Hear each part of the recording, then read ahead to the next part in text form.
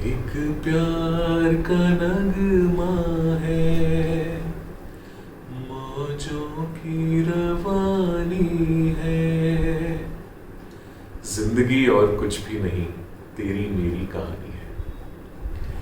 ये कुछ पंक्तियां हैं जो आज की हमारी कथा के दो किरदारों के जीवन की व्याख्या करती हैं। उनका जीवन प्यार से भरा, प्रेम की एक मिसाल तथा उतार चढ़ावों से भरा हुआ था। मैं हूं कथावाचक और स्वागत है आपका कथालोक में। तो चलिए शुरू करते हैं। तो ये कथा शुरू होती है वेरोना नामक एक राज्य से। वेरोना राज्य में दो बहुत ही प्रसिद्ध खानदान रहते थे, परंतु दोनों ही खानदानों की आपस में गहरी दुश्मनी थी और कई सदियों से ये चली आ रही थी। एक दिन एक खानदान एक समारोह कर रहा था जहां पे बहुत सारे लोग आए हुए थे। उसी समारोह में दूसरे खानदान से एक युवक अपने एक दोस्त के साथ भेष बदलकर पहुंचा। उस समारोह में बहुत सारी युवतियां नृत्य कर रही थी। दोनों युवक चुपचाप खड़े होकर उस नृत्य को देखने लगे। तभी उस युवक की दृष्टि उनमें नृत्य करती हुई एक युवती पर पड़ी और वो देखकर जैसे मंत्रमुग्ध हो गया। ऐसा लगा जैसे पहली ही नजर में उसे प्यार हो गया। यह बात वो अपने मित्र को बता ही रहा था, तभी यह बात उस लड़की के चचेरे भाई ने सुन ली।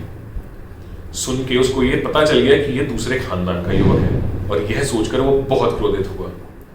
पहले उसने सोचा कि तलवार निकालकर मैं इसका सर अलग कर देता हूं। फिर उसे लगा कि समारोह में बहुत सारे लोग आए हुए हैं, तो अभी थोड़ा चुप रहा जाए, बाद में निपट लिया जाएगा।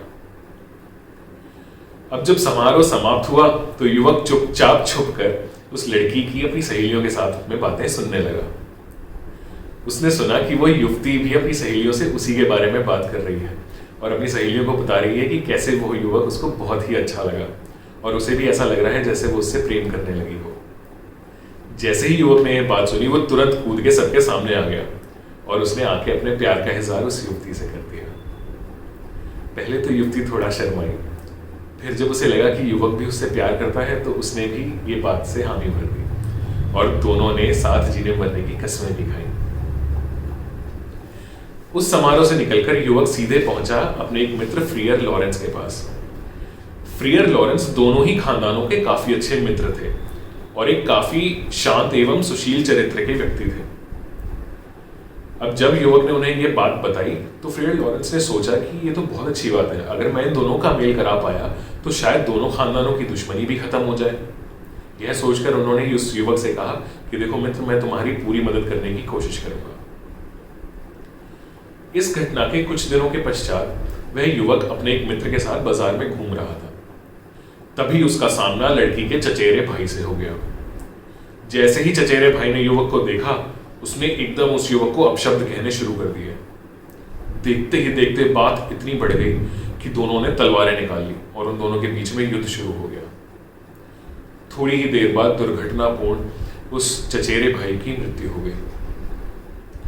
जब यह बात उस युवती तक पहुंची तो पहले तो उसको बहुत दुख हुआ और थोड़ा क्रोध भी आया, पर फिर उसे लगा कि जरूर कुछ ना कुछ मेरे भाई ने ही अपशब्द कहे होंगे या कुछ ना कुछ गलत किया होगा जिसकी वजह से उस युवक को ऐसा करना पड़ा। चूंकि उस लड़की का चचेरा भाई भी उसी खानदान का एक हिस्सा था जो कि बहुत ही प्रसिद्ध थे उस राज्य में, तो उस युवक को उसकी हत्या करने के आरोप में सजा दी गई। उस सजा के रूप में उसको कहा गया कि वो उस राज्य को छोड़कर हमेशा के लिए वहां से चला जाए।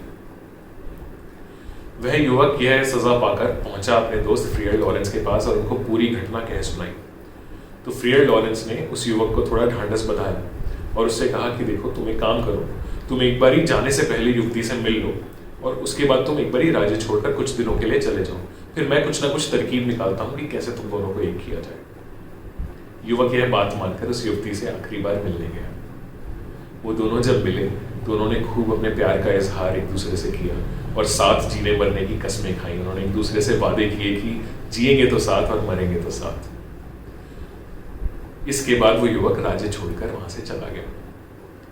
जिस दिन युवक वहां से निकला, उसी दिन युवती के माता पिता ने उस लड़की को बताया कि भाई, हमने तुम्हारी शादी एक पेरिस नाम के युवक से तय कर दी है जो कि एक बहुत ही धनी खानदान से है। युवती ने बहुत उनको समझाने की कोशिश की, बहुत उनको मनाने की कोशिश की, पर उन्होंने उसकी एक ना सुनी और उससे कहा कि ये सप्ताह खत्म होने से पहले पहले हम तुम्हारी शादी पेरिस नामक उस युवक से करवा देंगे। युवती यह सुनकर काफ़ी परेशान हुई। उसने सोचा क्या किया जाए। तो इसी पशोपेश में वो भी पहुंची फ्रियर लॉरेंस के पास और उनको अपने दिल की पूरी बात कह सुनाई। फ्रियर लॉरेंस ने थोड़ा सोचा और फिर उस युवती से कहा कि देखो, तुम चिंता मत करो, एक काम करता हूँ, मैं तुम्हें एक दवाई दूंगा। यह दवाई 42 घंटों के लिए तुम्हारी सांस बहुत ही धीमी कर देगी और लोगों को लगेगा जैसे तुम्हारी मृत्यु हो गई है। तुम्हें क्या काम ये करना कि तुम यह दवाई अपनी शादी से एक दिन पहले ले लेना।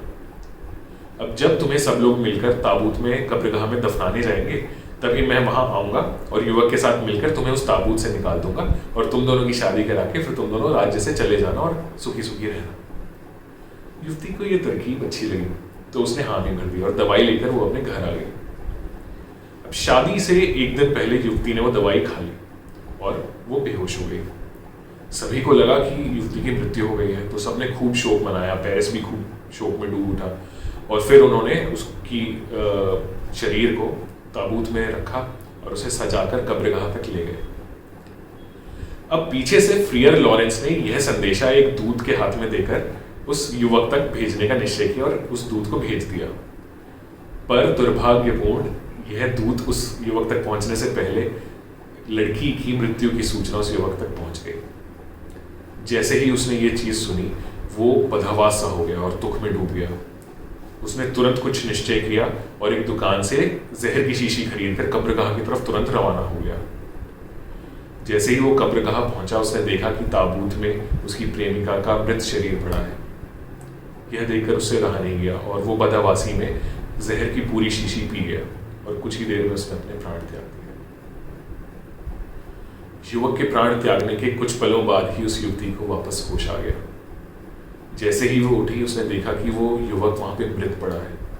पहले तो उसे कुछ समझ नहीं आया, फिर उसे ये चीज समझ आई कि शायद उस युवक ने उसका मृत शरीर देखकर और उसे मृत मानकर अपनी जान दे दी है। तो उसने भी निश्चय किया कि वो भी अब जिंदा नहीं रहेगी और अपने प्रेमी के साथ ही अपनी देह त्याग देगी। उसने सोचा कि इस युवक के होठों पर जरूर कुछ जहर लगा होगा जो उसने उस शीशी से पिया था। तो उसने अपने होठों को उसके होठों से स्पर्श करके खुद को मारने का प्रयत्न किया, परंतु चूंकि जहर की मात्रा कम थी तो उसका असर नहीं हुआ। फिर उस युवती ने अपने पास से एक खंजर निकाला और उसे अपने पेट में प्रविष्ट करके अपनी जान दे दी। दोनों परिवार को जब इस घटना का पता चला तो वो दुख में डूब गए, परंतु उन्हें ये चीज समझ में आई कि प्रेम सब चीजों से बड़ा है और प्रेम ही है जो कि दो रूहों को आपस में मिला सकता है। तो दोनों परिवारों ने निश्चय किया कि वो भी अपनी दुश्मनी में भुलाकर प्रेम का ही प्रचार करेंगे। उन्होंने उस युवक तथा उस युवती की लाशों को साथ में दफनाया तथा वहां पर उन दोनों की ही एक बहुत बड़ी सी मूर्ति वहां पे लगा दी उन्होंने, और उन्होंने पूरे आजीवन अपनी मित्रता निभाने का प्रण लिया। अब तक शायद आप लोग थोड़ा समझ ही गए होंगे कि हम किन की बात कर रहे थे। वो युवक था रोमियो और वो युवती थी जूलियट। रोमियो और जूलियट की ये कहानी सदियों से हमारे बीच चलती आई है, प्रचलित है, और सभी प्रेम करने वाले उन दोनों के प्यार की मिसाल देते हैं और अपने प्रेम को बढ़ाने का प्रयत्न करते हैं। तो ऐसी ही और कथाओं के साथ आपके सामने हम प्रस्तुत होते रहेंगे। तब तक के लिए